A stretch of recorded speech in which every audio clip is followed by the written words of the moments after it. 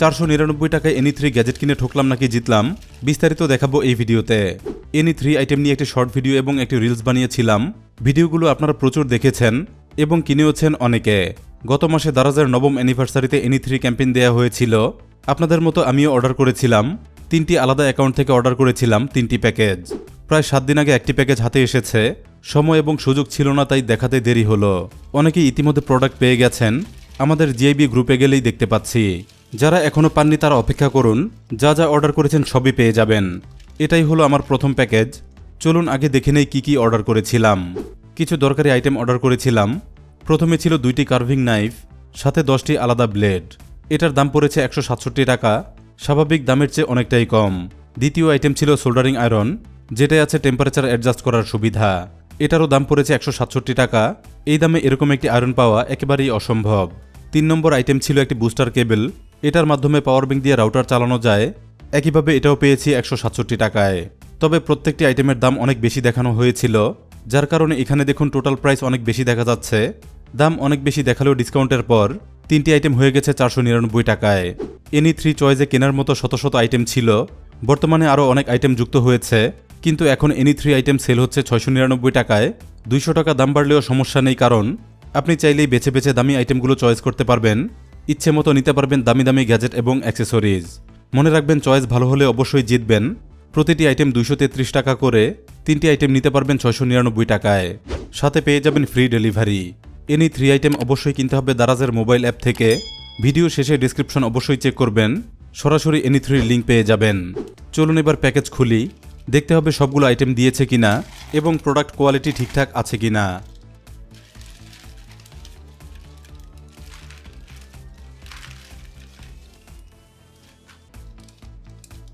প্যাকেজে প্রথমেই পেয়ে গেলাম ডাবল কার্ভিং নাইফ।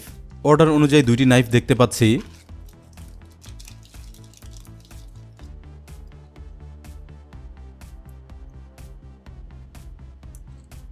প্রতিটির মাথায় সিকিউরিটি ক্যাপ লাগানো আছে, সাথে একটি করে ব্লেড অ্যাটাচ করে দেয়া হয়েছে।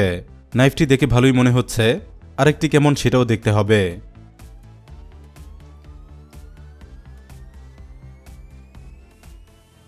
ঠিক একই আইটেম দেখা যাচ্ছে, এটাও সেম প্রোডাক্ট। যথারীতি ক্যাপ লাগানো এবং ব্লেড অ্যাটাচ করা, দুটোই মোটামুটি ভালোই মনে হচ্ছে। দেখতে হবে ব্লেডগুলো দিয়েছে কিনা। 2টি ব্লেড বক্স দেখতে পাচ্ছি, বের করে দেখব।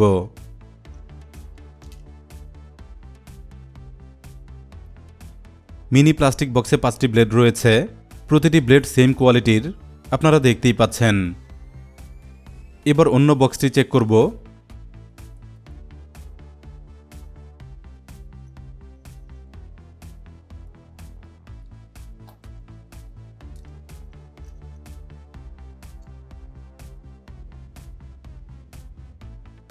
এটার মধ্যেও 5টি ব্লেড দেওয়া হয়েছে। আমরা দেখতে পেলাম অর্ডার অনুযায়ী এই প্রোডাক্টটি ঠিকঠাকই আছে। চলুন এবার নাইফের কোয়ালিটি চেক করি। দেখতে হবে এগুলো আসলেই কাজের কিনা। ডিআইওয়াই এর সূক্ষ্ম কাজে এই জাতীয় নাইফ দরকার হয়। কার্ভিং নাইফ সাধারণত প্রচুর শার্প হয়ে থাকে। চলুন টেস্ট করে দেখি। কাগজ কেটে দেখলাম, বেশ ভালোভাবেই কেটে গেল, অর্থাৎ শার্পনেস ভালোই আছে। এবার একটি ব্লেড দেখুন, 1/2 মিলিমিটার ব্লেড থিকনেস। পুরুত্ব সাধারণত এমনই হয়ে থাকে, তবে ব্লেড কোয়ালিটি খারাপ না, মোটামুটি কাজ চলার মতো। এ জাতীয় কার্ভিং নাইফের ব্লেড সহজেই পাল্টানো যায়। শার্পনেস কমে গেলে এভাবে খুলতে হয়,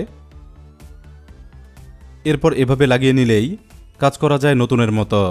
মোটামুটি এই ছিল ডাবল নাইফ সেটআপ। অর্ডার অনুযায়ী ঠিকঠাকই পেলাম।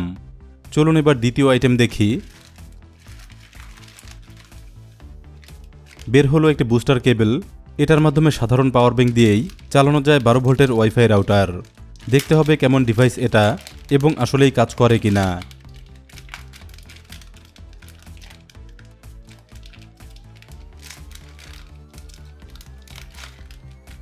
এই হলো বুস্টার কেবল সেটআপ। মাঝখানে একটি মডিউল অ্যাটাচ করে দেয়া হয়েছে। এটার মধ্যেই আছে বুস্টার সার্কিট। মূল ডিভাইসটির বডি তৈরি হয়েছে প্লাস্টিক দিয়ে। প্লাস্টিক কোয়ালিটি মোটামুটি ভালোই বলা যায়। বেশ মোটা এবং শক্ত কভার, সহজে ভাঙবে কিংবা নষ্ট হবে এরকম মনে হচ্ছে না।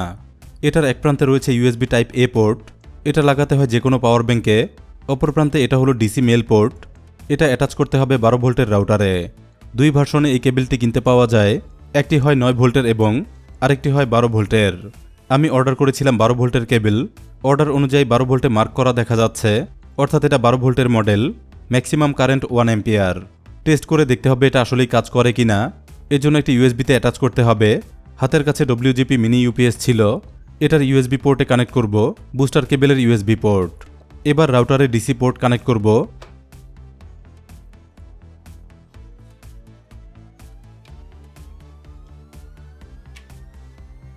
কানেক্ট হতেই দেখুন রাউটারে পাওয়ার চলে এসেছে।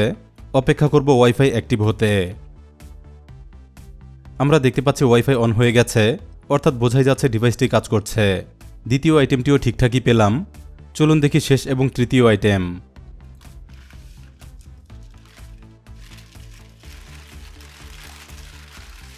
বাকি ছিল সোল্ডারিং আয়রন।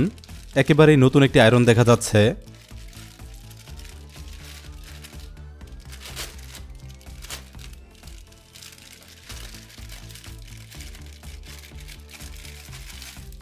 এটা অবশ্যই 167 টাকায় কেনা সম্ভব নয়, কমপক্ষে 250 টাকায় বিক্রি হয়, অনলাইনে 350 টাকায়ও বিক্রি হচ্ছে। বেশ চমৎকার এবং ফ্রেশ একটি আয়রন দেখতে পাচ্ছি, চকচকে নতুন। চকচক করলেই যেহেতু শোনা হয় না, বোঝা যাবে ব্যবহার করলেই। এটা 220 ভোল্টের এসি বিদ্যুতে চলে। পরিষ্কার লেখা আছে একটি 60 ওয়াটের আয়রন। 60 ওয়াটের আয়রন দিয়ে সাধারণ কাজ সবই করা যায়, ঠিক থাকলে অবশ্যই কাজে লাগবে। এখানে একটি টেম্পারেচার কন্ট্রোলার দেখা যাচ্ছে। 200 থেকে 450 ডিগ্রি সেলসিয়াস পর্যন্ত তাপমাত্রা সেট করা যায়। টেম্পারেচার সেট করতে হুইল ঘোরাতে হয়। এরও বরাবর যে পরিমাণ টেম্পারেচার দেয়া হবে, টেম্পারেচার হবে সেই পরিমাণ। ওভারহিটিংয়ের কারণে অনেকেই সিরিজ লাইনে সোল্ডারিং আয়রন ব্যবহার করেন, তাদের জন্য এটা খুবই দারুণ একটি গ্যাজেট, যেহেতু টেম্পারেচার অ্যাডজাস্ট সুবিধা আছে। পাওয়ার কেবল প্রোটেকশন, এখানে রাবার প্রোটেকশন দেয়া আছে। এটার কারণে কেবল বেন্ড হলেও সহজে নষ্ট হবে না কিংবা ইন্টারনাল ড্যামেজ হবে না। আয়রন বডি খুবই স্মুথ প্লাস্টিকে তৈরি, চমৎকার ফিনিশিং দেখতে পাচ্ছি। দেখতে যেমন সুন্দর, ধরতেও ভালো লাগে। পরেই এটা হলো হ্যান্ড গ্রিপ। এখানে ধরে আয়রন ব্যবহার করতে হয়। রাবার গ্রিপ ব্যবহার করলে স্লিপ করে না, কাজ করা যায় খুবই নিরাপদে। পরেই আছে ব্যারেল এবং আয়রন টিপ। ভেতরে অবশ্যই থাকবে সিরামিক কয়েল। চলুন খুলে দেখি।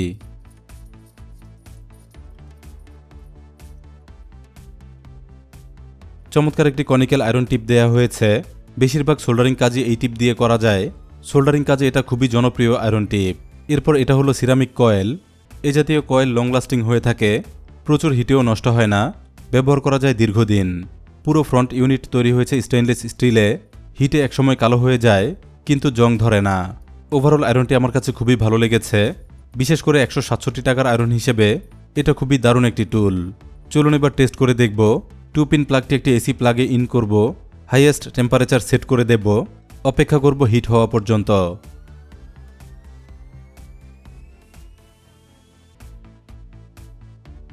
প্রায় 40 সেকেন্ডে হিট হয়ে গেছে। চলুন টেস্ট করি। দেখুন কত সুন্দরভাবে লেড গলে যাচ্ছে, বোঝাই যাচ্ছে ভালো পরিমাণ হিট হয়েছে।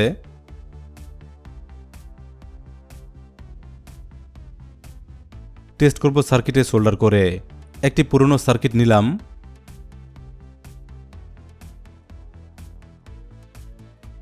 দেখতেই পাচ্ছেন মোটা সোল্ডার ভালোই হচ্ছে, বোঝাই যাচ্ছে আয়রনটি ব্যবহারযোগ্য। বেশ অনেকক্ষণ আয়রনটি আমি ব্যবহার করলাম। প্রচুর হিটের কারণে মাথার অংশ কিছুটা কালো হয়ে গেছে, যদিও এটা কোনো বিষয় না, কারণ কাজ করতে করতে এই অংশটি এমনিতেই কালো হয়ে যায়। এই ছিল দারাজের এনি 3 আইটেমের প্রথম আনবক্সিং এবং গ্যাজেট এক্সপেরিয়েন্স। আশা করছি সবগুলো আইটেমই আপনাদের ভালো লেগেছে। এমনই দারুণ দারুণ আইটেম পেতে এনি 3 আইটেম নিতে পারেন। 699 টাকায় পেতে পারেন দামি দামি গ্যাজেট এবং অ্যাক্সেসরিজ। এনি 3 আইটেমের লিঙ্ক ডেসক্রিপশনে দেয়া আছে। আপনার জন্য কাজের এবং দামি আইটেমগুলো বেছে নিন, চেক করুন এখনই। বাকি আইটেমগুলো হাতে আসলেই ভিডিও পাবেন। আজকের ভিডিও এখানেই শেষ করছি। ভিডিওটি ভালো লাগলে লাইক দিতে ভুলবেন না। যাওয়ার আগে গ্যাজেট ইনসাইডার বাংলা চ্যানেলটি সাবস্ক্রাইব করুন, সাথে অবশ্যই বেল আইকন অন রাখুন, পাবেন নিত্য নতুন গ্যাজেট ভিডিও। ধন্যবাদ সবাইকে ভিডিওটি দেখার জন্য।